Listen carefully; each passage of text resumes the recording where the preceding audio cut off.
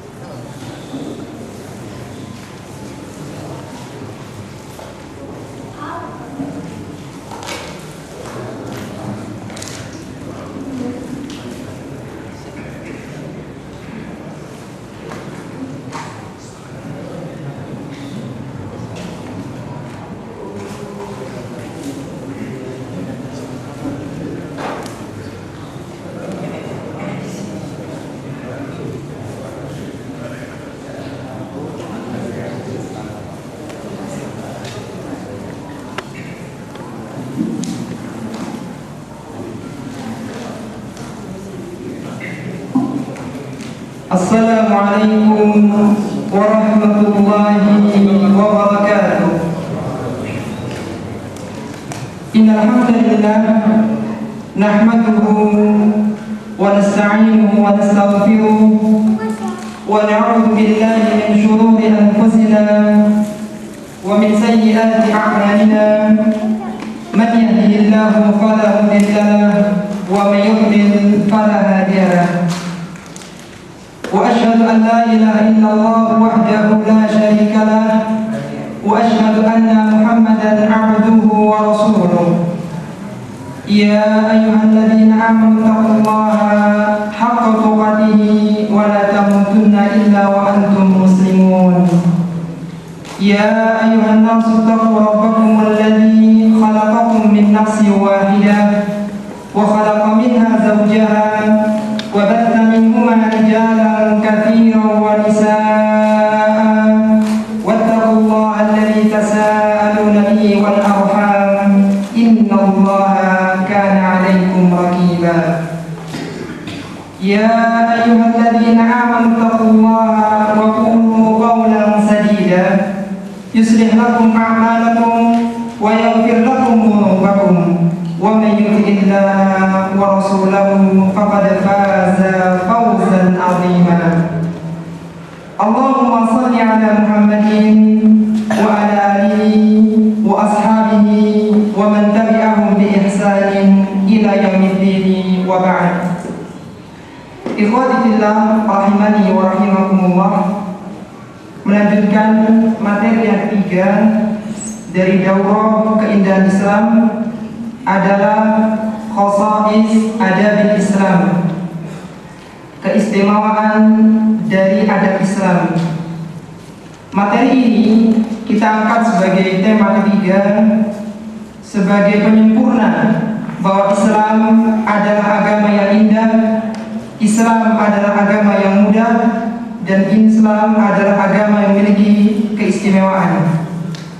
Kemudian alasan yang kedua, diangkatnya tema ini sebagai tema daurah karena sebagian besar kaum muslimin masih menganggap sepele masalah adab ini. Mereka belum mempraktekkan adab dalam kehidupan sehari-hari. Padahal adab dalam Islam merupakan salah satu dari inti ajaran Islam. Adab merupakan bentuk nyata dari ajaran Islam itu sendiri.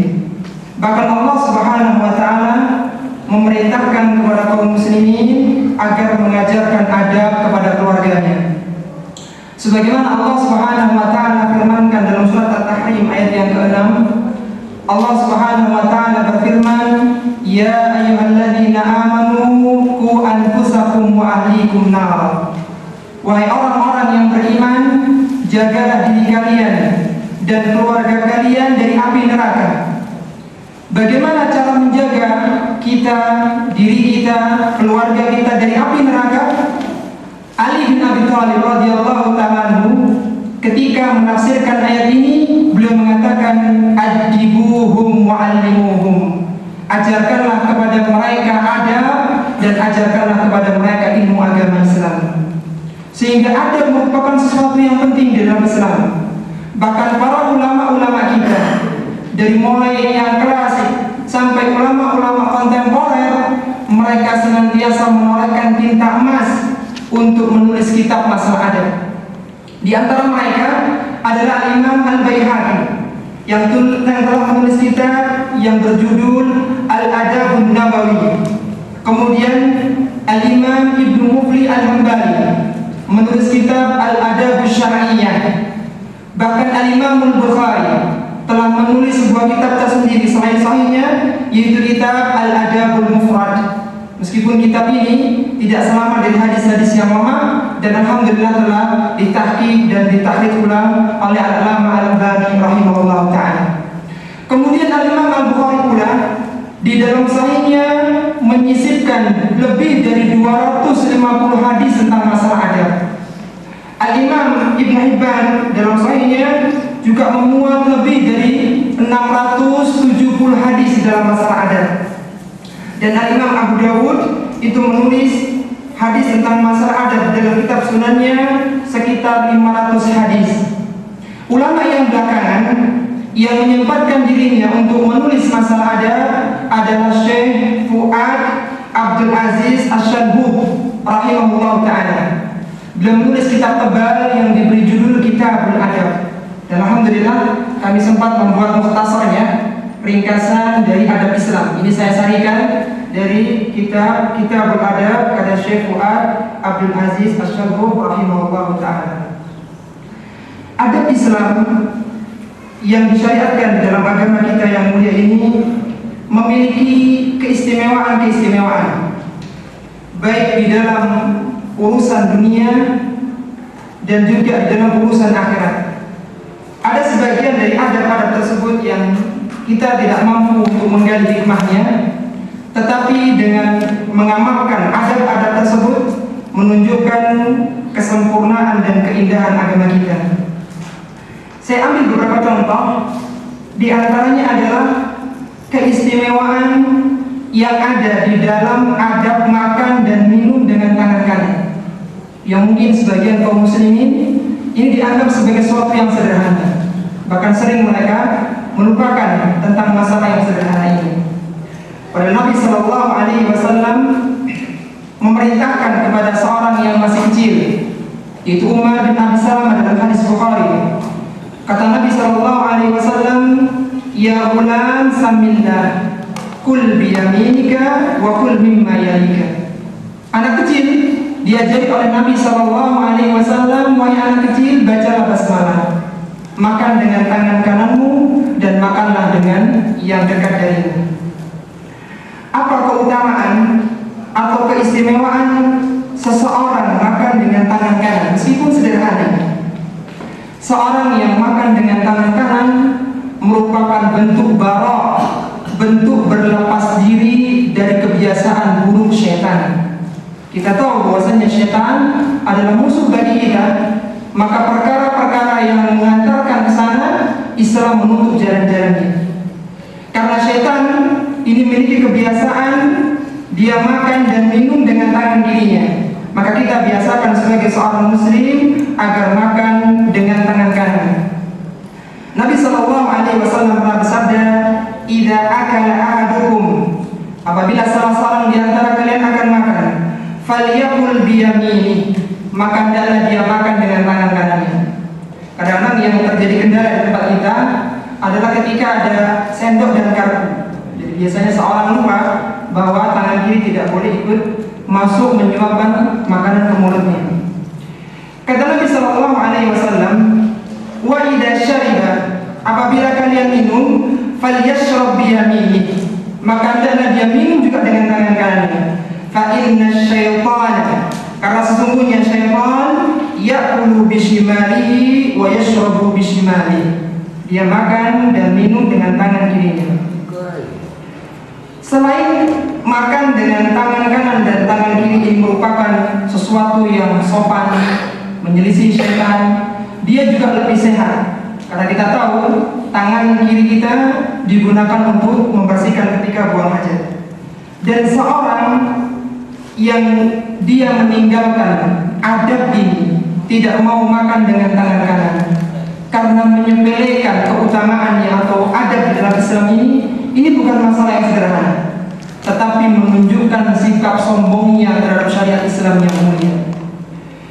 ketika Salamah bin Al-Aqwa radhiyallahu ta'ala anhu mengisahkan, dia mengatakan, anna rajulan akala inda Rasulullah sallallahu alaihi wasallam bishimali. Yang di sini saya diriwayatkan oleh Imam Muslim di dalam sahihnya di hadis yang ketiga nomor 2021. Kata Salamah bin Al-Aqwa, beliau mengisahkan ada seorang laki-laki yang makan di samping Nabi sallallahu alaihi wasallam dengan tangan kirinya.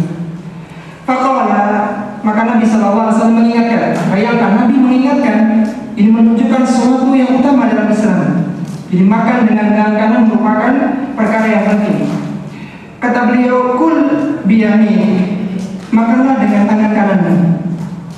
Qala, maka dia mengatakan, la astati, saya tidak mampu ya Rasulullah.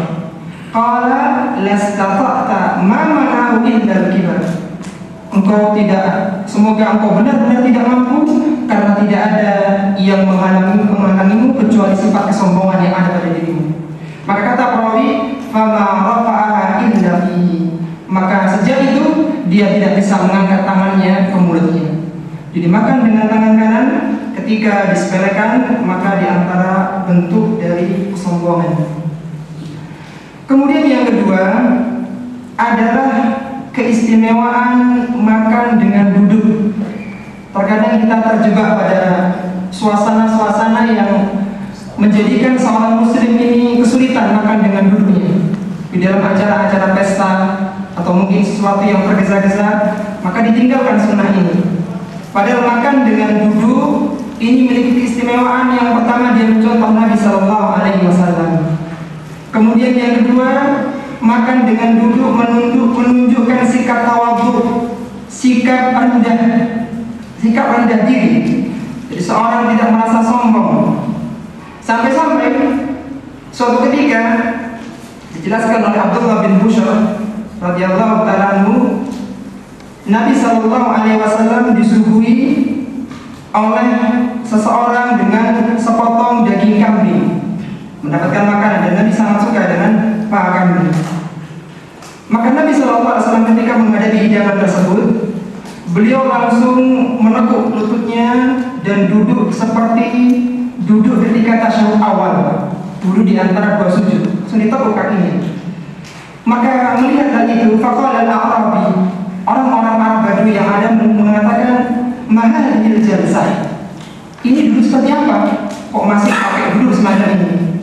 Faqala, maka Nabi sallallahu alaihi wasallam mengatakan, innallaha ja'alani abdan kariman wa lam yaj'alni jabbaran anidan. Kata Nabi sallallahu alaihi wasallam, sesungguhnya aku dijadikan oleh Allah menjadi seorang yang mulia dan tidak dijadikan sebagai orang yang sombong dan angkuh. Jadi makan dengan duduk merupakan bentuk tawadhu kita, merupakan bentuk kita jauh dari sifat-sifat kesombongan. Ada sebuah penelitian yang dilakukan oleh sisi medis ya, dari Dr. Abdul Razak. Beliau mengatakan bahwa makan dan minum dengan duduk itu lebih sehat. Dia tidak mengganggu pencernaan, karena kalau makanan tersebut jatuh dengan keras ke usus ya, karena posisinya dengan berdiri, dia bisa menjadikan benturan-benturan di usus dan bisa menyebabkan disfungsi pencernaan. Bahkan ada seorang dokter di Eropa mengatakan begini, seandainya manusia itu melakukan 3 etika saja di dalam hidupnya, etika ketika makan, etika ketika buang hajat, dan etika ketika tidur, maka niscaya rumah sakit itu akan sepi dari pasien. Karena rata-rata permasalahan yang muncul, kesehatan yang muncul di masyarakat selain adanya wabah virus, itu dari kesalahan ketika makan, ketika tidur, dan buang hajat. Ini ketika menumpuk maka menjadi sebuah komplikasi tersendiri. Bahkan sebagian besar makanan atau perut ini menjadi sarana timbulnya penyakit. Sehingga dengan makan dengan cara duduk ini menjadikan seorang lebih sehat di dalam sisi pencernaan. Jadi merupakan bentuk dari keistimewaan dari adab Islam. Yang ketiga adalah keistimewaan makan bersama. Yang dimaksud makan bersama adalah makan dalam satu nampan. Jadi bukan makan sendiri-sendiri, tapi makan bersama. Ini jarang kita temukan, terutama dalam kehidupan modern seperti sekarang ini. Padahal ini adalah sunnah Nabi SAW yang mulia. Bahkan Nabi SAW membiasakan makan bersama para istri-istrinya dalam satu nampan, lebih hemat dan lebih menguatkan ikatan di antara kita. Disebutkan oleh Abu Ya'la dalam kitab hadisnya dengan sanad yang hasan dari Aisyah radhiyallahu taala anha, kata beliau, aku menemui Nabi sallallahu alaihi wasallam dengan membawa khazirah, itu makanan daging yang dicampur dengan tepung. Jadi Aisyah membawakan makanan kepada Nabi sallallahu alaihi wasallam. Yang waktu itu Nabi sedang bersama dengan Saudah radhiyallahu taala anha, istri beliau yang lain.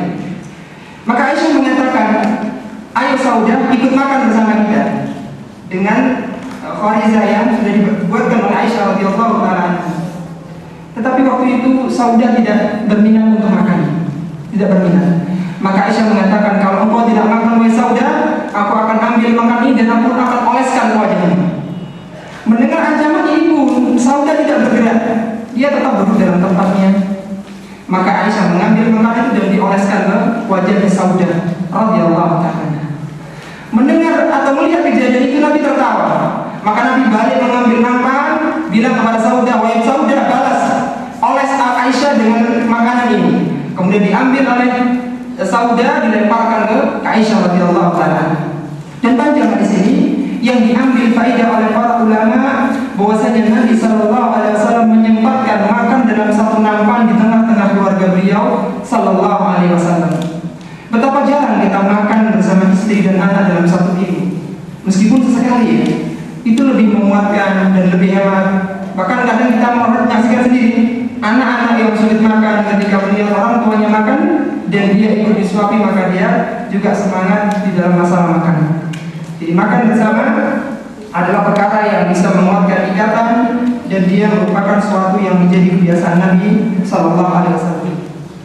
Sisi yang lain, keistimewaan makan bersama akan mendatangkan rasa kenyang. Karena kita tahu seorang muslim ini perutnya dibagi menjadi tiga, diisi dengan udara, diisi dengan minuman, dan diisi dengan makanan. Jadi tidak penuh semua dengan makanan. Artinya orang yang makan tidak merasa kenyang, maka dia akan menjadikan perutnya penuh dengan makanan. Jadi ini sebuah musibah, masalah, baik dari sisi kesehatan maupun yang lain.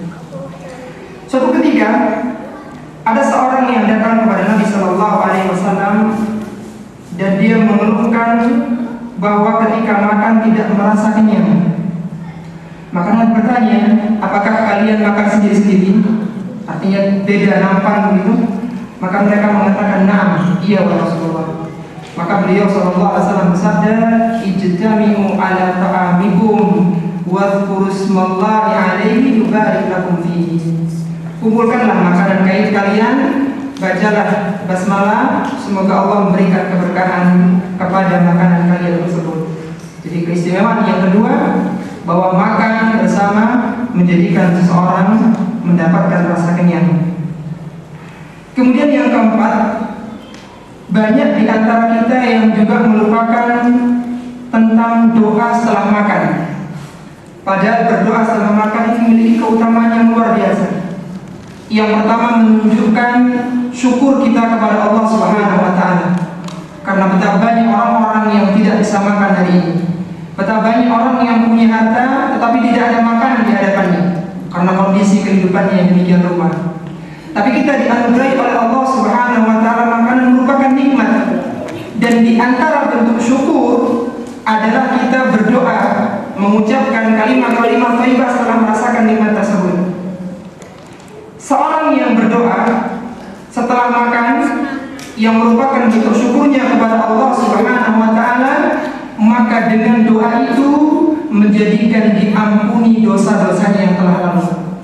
Sebagaimana Nabi sallallahu alaihi wasallam pernah bersabda, "Man akala ta'aman", barang siapa yang memakan makanan, perkara yang sederhana dan tabiat manusia makan.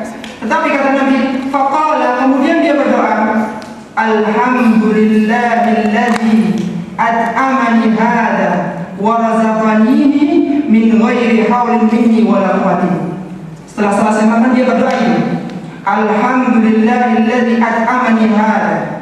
Segala puji bagi Allah yang telah memberiku makanan ini, wa razaqani, dan telah memberiku rizki, min ghairi haulin minni wala quwwatin, yang tanpa daya dan upaya dari diriku.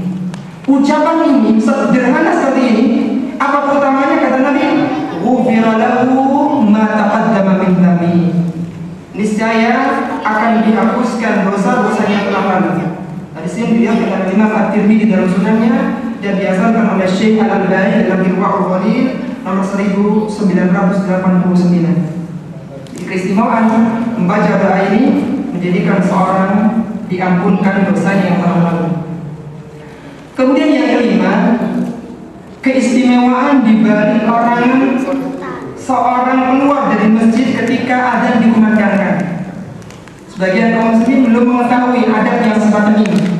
Di antara adab-adab ketika di masjid, apabila telah terkumandang adzan dan kita berada di masjid, maka tidak boleh keluar kecuali ada hajat yang kita akan kembali.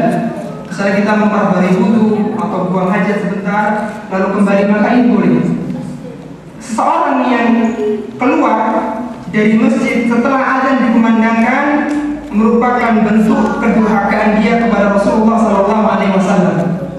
Sebagaimana dikatakan oleh Abu Darda radhiyallahu ta'ala anhu, kata beliau, dia mengisahkan, kunna qu'udan fil masjid ma'a Abi Hurairah. Suatu ketika kami pernah berada di masjid dengan Abu Hurairah radhiyallahu ta'ala. Fa'adzana al-mu'adzin, kemudian berkumandanglah adzan. Seorang muadzin mengumandangkan adzan. Faqama rajulun minal masjid, maka bangkitlah seorang laki-laki dari masjid. Jadi ketika adzan malah dia mau keluar.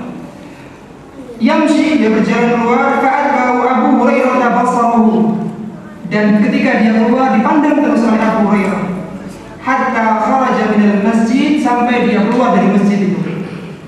Faqala Abu Hurairah, maka Abu Hurairah mengatakan, amma hadza, adapun orang ini, orang yang keluar setelah adzan dikumandangkan, faqad asa Abul Qasim sallallahu alaihi wasallam, dia telah durhaka kepada Abul Qasim yaitu Muhammad sallallahu alaihi wasallam.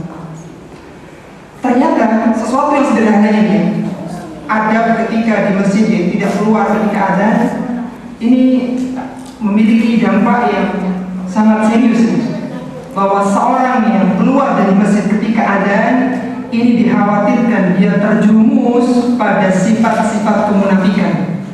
Meskipun munafiknya adalah munafik amali, bukan munafik i'tiqadi. Dan munafik i'tiqadi biasanya diawali dengan munafik amali, meskipun tidak selalu. Jadi kenapa Islam melarang seorang keluar dari masjid ketika adzan, dan dia berada di masjid tentunya, agar seorang tidak terjerumus pada sifat-sifat kemunafikan. Karena ketika adzan seharusnya seorang muslim dia bertahan di masjid.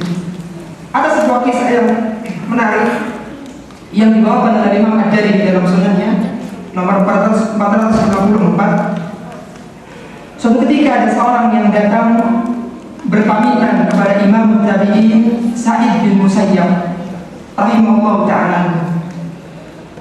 Dia datang kepada Sa'id bin Musayyab untuk berpamitan karena dia akan berangkat haji dan umrah. Dan dia berpamitan dengan Sa'id bin Musayyab ini ketika Sa'id bin Musayyab berada di masjid. Maka Sa'id mengatakan, tahan dulu, kamu jangan pergi dulu, ikut sholat dulu baru silakan berangkat. Orang ini mengatakan, wahai Sa'id bin Musayyab, aku sudah tunggu teman-temanku di haram.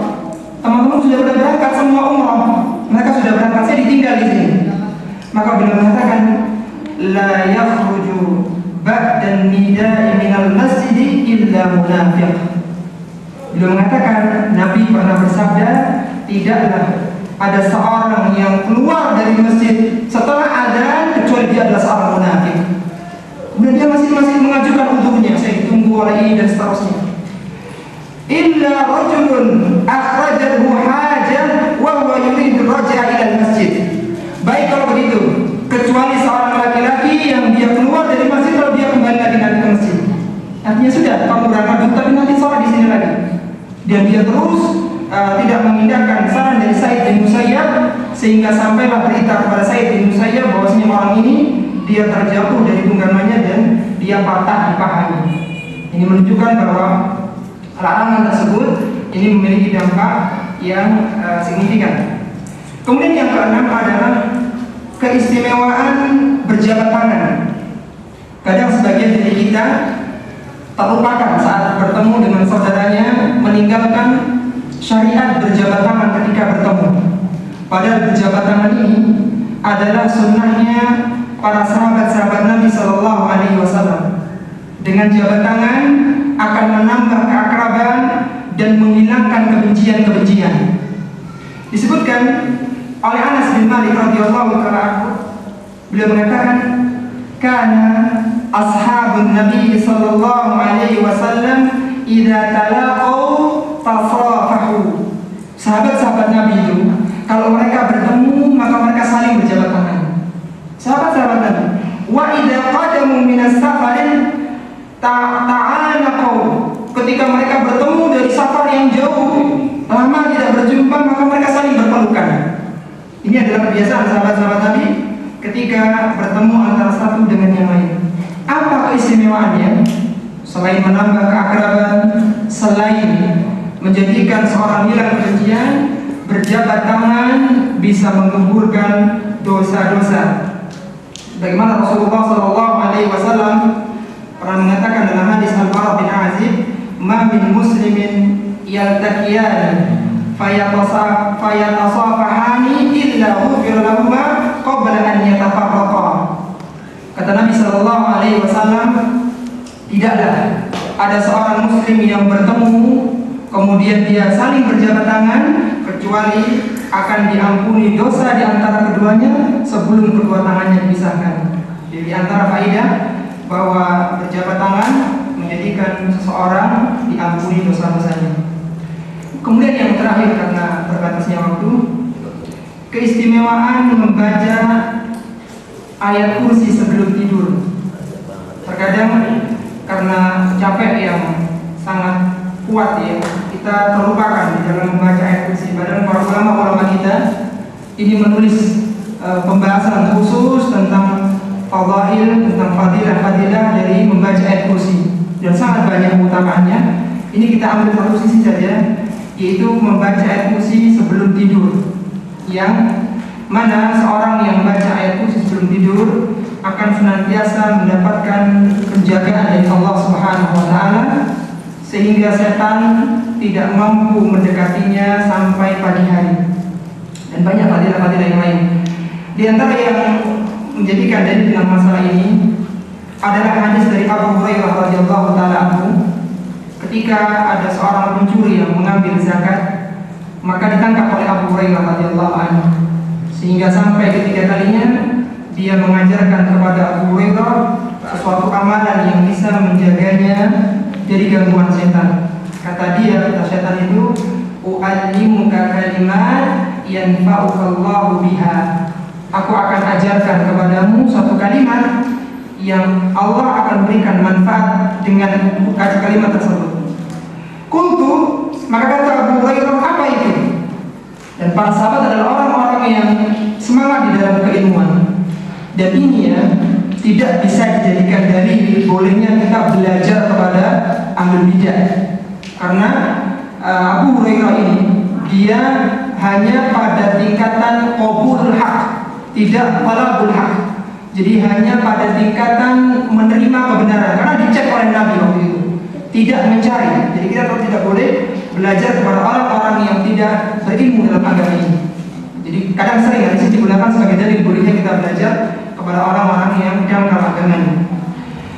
Kata Abu Hurairah, apa itu? Qala idza awaita ila firashika, apabila engkau akan tidur ke tempat tidurmu, faqra ayatul kursi, bacalah ayat kursi. Allahu la ilaha illa huwal hayyul qayyum, hatta takhtimmal ayat, sampai selesai ayat itu. Fa innaka lan yazala 'alaika minallahi hafidun wa la yaqrabannaka syaitanun hatta tusbiha. Kata syaitan itu, kalau kau telah membaca ayat kursi, maka Allah akan menjagamu dan syaitan tidak akan mendekatimu sampai pagi. Jadi kadang amalan-amalan seperti ini dianggap sederhana, padahal dia memberikan pengaruh yang luar biasa. Dan beberapa orang yang digagalkan di dalam rumahnya dicuri dan sebagainya, di antaranya karena mereka membiasakan membaca ayat kursi sebelum tidur, sehingga digagalkan oleh Allah Subhanahu wa taala beberapa tindakan-tindakan yang baik tadi. Itu para ikhwan rahimani wa rahimakumullah tentang beberapa keistimewaan adab Islam yang harapannya dengan mengetahui adab-adab Islam ini kita bersemangat untuk mengamalkannya, meskipun yang sederhana ya, makan dengan tangan kanan, kemudian bertahan di masjid ketika ada adzan dan yang seterusnya, karena ini merupakan bagian dari Islam yang mulia. Karena Islam yang dilihat oleh orang-orang ahli Islam yang ada pada kita. Kalau kita rindu ingin tegaknya daulah Islamiyah, syariat Islam yang menyeluruh di bumi kita ini, maka tidak ada cara lain kecuali kita dirikan daulah Islamiyah pada diri kita. Syekh Al-Albani rahimahullah ta'ala pernah menukil sebuah ucapan yang sangat indah dalam kitabnya Tauhid Awalan Ya Du'at Al-Islam. Beliau mengatakan begini: Aqimu daulatal Islami fi nufusikum takum lakum fi ardikum. Tegakkan daulah Islamiyah pada diri-diri kalian, niscaya akan tegak daulah Islamiyah pada bumi kalian. Kalau kita ingin saudara kita, tetangga kita, masyarakat kita merupakan masyarakat yang Islami, kita mulai dari yang sederhana. Makan dengan tangan kanan, makan dengan duduk, bertemu berjabat tangan, dan yang seterusnya, sehingga pelan-pelan akan menjadi sebuah komunitas orang-orang yang hidup di bawah naungan agama Islam. Itu para jamaah yang bisa kita sampaikan pada kesempatan yang sederhana ini. Sebelum kita akhiri, kalau ada yang ingin didiskusikan, dipersilakan. Wassallallahu ala nabiyyina Muhammadin wa ala alihi wa sahbihi wa sallam tasliman katsiran. Silakan bagi para jamaah sekalian yang ingin bertanya, kami persilakan. Masih tersisa waktu sekitar 25 menit.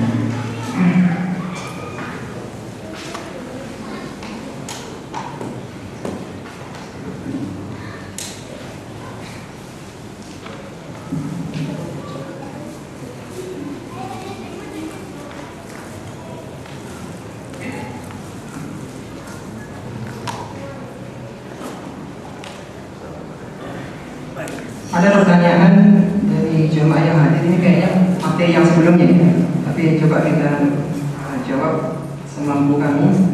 Yang pertama, sungguh sangat banyak kasih sayang Allah terhadap hambanya. Bagaimana hamba berakhlak kepada Allah, mohon dijelaskan. Syekh Muhammad Ibn Shalih Al-Utsaimin dalam Makarimul Akhlaq atau dalam tulisan-tulisan beliau yang lain telah menjelaskan akhlak manusia itu dibagi menjadi dua.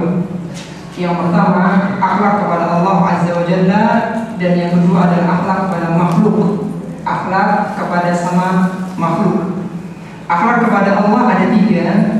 Yang pertama adalah tasdiquhu fi ma akhbar. Kita membenarkan semua berita yang datang dari Allah Subhanahu wa taala.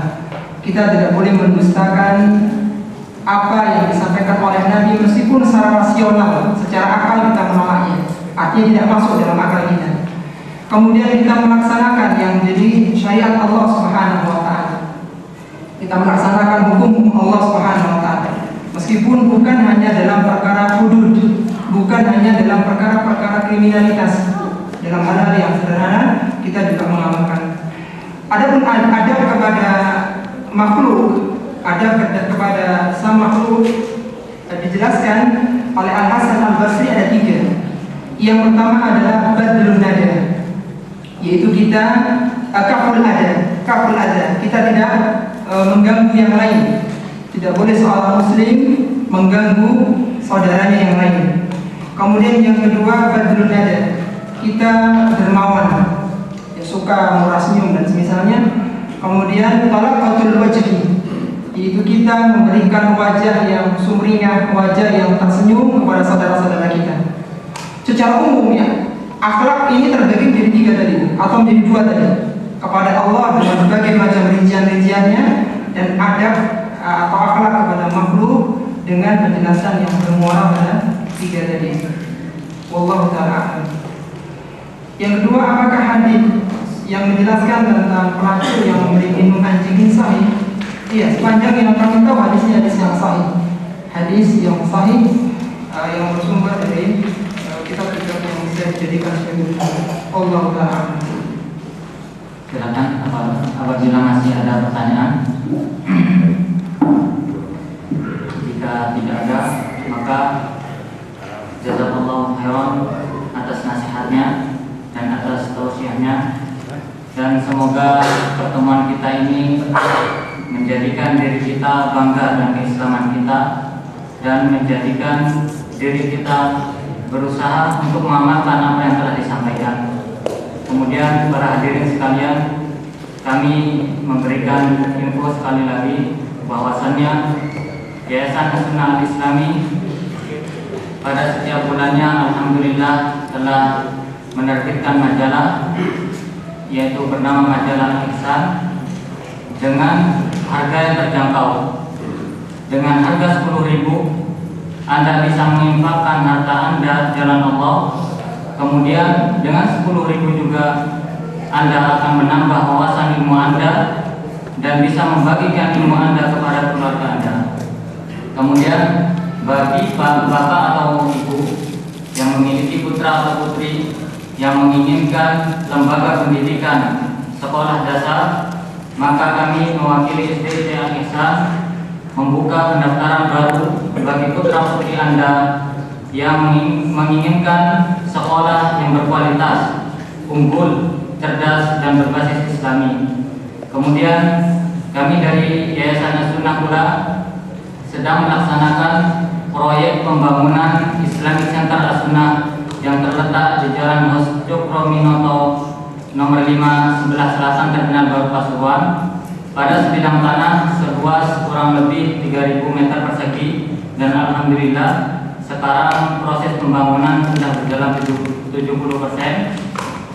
Kami mengharapkan kepada Allah Azza wa Jalla, kemudian para dermawan sekalian, untuk mengembangkan harta demi terlaksananya proses proyek tersebut, dan semoga Allah Azza wa Jalla memberkahi rezeki kita semua dan melipat gandakannya di sisi Allah Azza wa Jalla. Kemudian infak dapat ditransfer via BCA nomor rekening 0890757723. Kami ulangi, infak dapat ditransfer via BCA dengan nomor rekening 0890757723 atas nama Muhammad Ali. Para hadirin rahimani wa rahimakumullah jami'an, semoga pertemuan kita kali ini dicatat di sisi Allah Azza wa Jalla sebagai amalan yang diterima di sisi Allah Azza wa Jalla. Dan akhir kata dari kami, wassallallahu wasallam wa baraka ala nabiyyina Muhammadin wa ala alihi wa sahbihi ajma'in. Assalamualaikum warahmatullahi wabarakatuh.